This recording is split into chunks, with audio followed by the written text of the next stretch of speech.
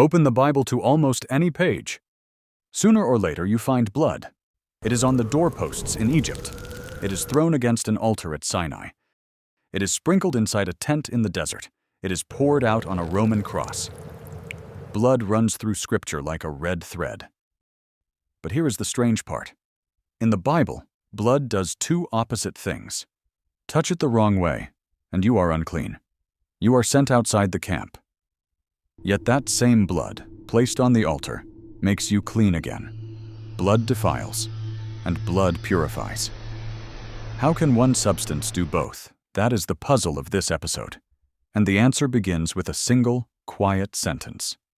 The sentence is in Leviticus chapter 17. The life of the flesh is in the blood. To us, that sounds like biology. It is not. The Hebrew word for life here is nephesh. It means the living self, the breath, the soul. So the Bible is making a claim about reality, not about chemistry. Blood is not merely a fluid.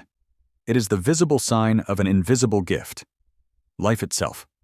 Think of the sun and its warmth. They are not the same thing, but where you feel the warmth, the sun is at work. In the same way, where blood flows, life is present. And life, in the Bible, has an owner. Life comes from God. It is loaned, not owned. So when blood is spilled, something sacred has happened. A loan has come due. This one idea will explain everything that follows. The life is in the blood. The first rule about blood is not given to Israel. It is given to the whole human race. After the flood, God speaks to Noah. Noah is a kind of second Adam. He stands for all of us. For the first time, people are allowed to eat meat. But there is one condition. You shall not eat flesh with its life, that is, its blood. Eat the animal. Do not consume its blood. Why? Because the blood is the life, and the life belongs to God. Draining the blood is a small, repeated act of honesty. It says, "This life was not mine to take lightly." Then God says something heavier. He will require a reckoning for human blood. Whoever sheds the blood of a man, by man shall his blood be shed. The reason is staggering. Human beings are made in the image of God. To kill a person is not only to end a life, it is to strike the likeness of the Creator on earth. John Calvin said it plainly, when you strike the image, you strike at God Himself. So from the very beginning, blood carries two weights, the weight of life and the weight of justice. This law is older than Israel. The ancient rabbis even counted it among the rules binding on every nation. And centuries later, the first Christians kept it too, telling new believers to abstain from blood. It is a boundary meant for everyone. Now we come to Israel's table. When God forms a nation, He gives them food laws, as we learned in the episode. Why did God care what they ate? If you missed, please watch it. Some animals may be eaten, some may not. Cattle, sheep, goats, yes. Pigs, shellfish, birds of prey, no. But underneath the lists is the rule we already met. No blood. Ever. An Israelite could not just kill an animal and eat it where it dropped. That was treated as a kind of blood guilt. The blood had to be drained and returned to God. This shaped daily life. Every meal with meat became a quiet act of reverence. The cook was not only making dinner, she was honoring the line between life and death. Israel was being trained to see that life is holy, that violence is not normal, that even hunger bows to God. The food laws were a school, and blood was the first lesson. This instinct did not stay inside Israel. Today, two great traditions still drain the blood from their meat. Jewish kosher law and Muslim halal law. They share a common ancestor, the ancient conviction that blood belongs to God. Look first at what they share. Both forbid eating blood. Both drain the blood from the animal. Both require a swift, clean cut across the throat with a very sharp blade. Both demand a healthy animal, free of disease. Both forbid pork. And both treat the killing as a sacred act done under the name of God and Allah. Never something casual. These overlaps are not an accident. They flow from the same source. Now look at the differences. In Jewish law, the slaughter is called shechita. It is done by a trained specialist. A blessing is spoken over the command to slaughter. Then the meat is salted and soaked to draw out every last trace of blood. The camel is forbidden. Meat and dairy are kept apart. Certain fats and a nerve are removed. Kosher law is, in many ways, the stricter and more detailed system. In Islamic law, the slaughter is called dabiha. The name of Allah is spoken over each animal. In the name of Allah, Allah is greatest. The blood is drained, but there is no salting step, no separation of meat and milk, and the camel is allowed. So, the two systems overlap, but they are not the same. A kosher animal is usually acceptable to a Muslim, yet halal meat is generally not kosher because it does not meet every Jewish requirement. Here is the honest summary. 2 tables, 1 ancient root, different rules grown from it. Both still remember that the life is in the blood. But the Bible's story does not stop at the table. It moves to the altar. Leviticus 17:11 has a second half. God says he has given the blood for the altar to make atonement. Atonement. It is one of the most important words in the Bible, and scholars have argued about it for 100 years. The Hebrew word is kipper. It pulls in 2 directions at once. On one side, kipper means to wipe clean, to scrub, to purge. The scholar Jacob Milgrom compared it to a detergent. In this view, sin is like a stain. It does not stay on the sinner. It drifts toward the holy place and clings there, on the altar, on the curtain. The blood is the cleanser. It wipes the sacred space clean. Milgrom even compared the tabernacle to a hidden portrait. The people look fine, but their sin shows up on the sanctuary, soaking into the walls. On the other side, kipper means to pay a ransom. A kosher. A life is owed. A substitute life pays the debt. The animal dies in the place of the person. Its blood poured out is the receipt. A death has happened. The price is paid. Which view is right? The surprising answer is both. Sin does 2 things. It pollutes and it condemns. So the blood does 2 things. It cleanses the holy place and it pays the debt.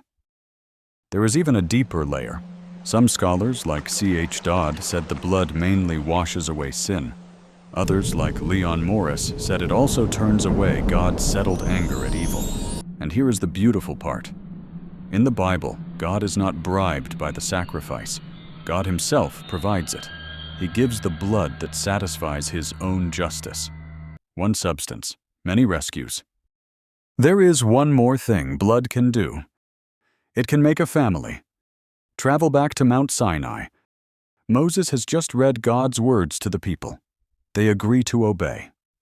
Then Moses does something shocking. He takes the blood of the sacrifices and divides it in half. Half he throws against the altar, which stands for God. Half he sprinkles on the people. The same blood, on both sides. Behold the blood of the covenant, he says. In the ancient world, this was the language of kinship. The scholar Frank Moore Cross showed that a covenant turned strangers into family, into brothers of the same blood. That is what Sinai is, God and Israel, bound by one shared life. Not a contract, a family bond, sealed in blood. But the bond was broken again and again. Israel could not keep it. So the prophets began to promise something new. One day, said Jeremiah, God would write his law not on stone, but on the heart, a covenant you could not break, because it would change you from the inside. But the old system had a ceiling. The sacrifices worked for honest mistakes, for accidents, for sins of weakness. They did not work for open rebellion. The defiant sinner could not buy his way back with a goat. And there was a deeper problem. Animal blood could clean the outside. It could restore a person to the camp. It could not clean the inside. It could not reach the conscience. The letter to the Hebrews says it plainly. The blood of bulls and goats made the body clean. It never made the heart new. So every year, the sacrifices were repeated, and the repetition was itself a confession. Year after year, the system whispered the same thing. This is not the end. Something more is coming. The shadow was waiting for the substance. Then comes the night before the cross. Jesus takes a cup.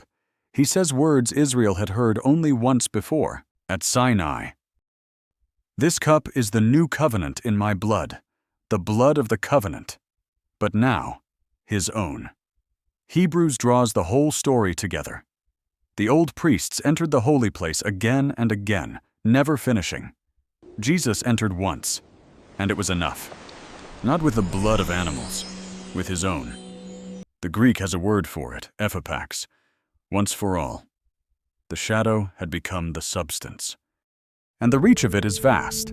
Paul says this blood reconciles all things on earth, things in heaven, not just a nation now, but a fractured universe being put back together.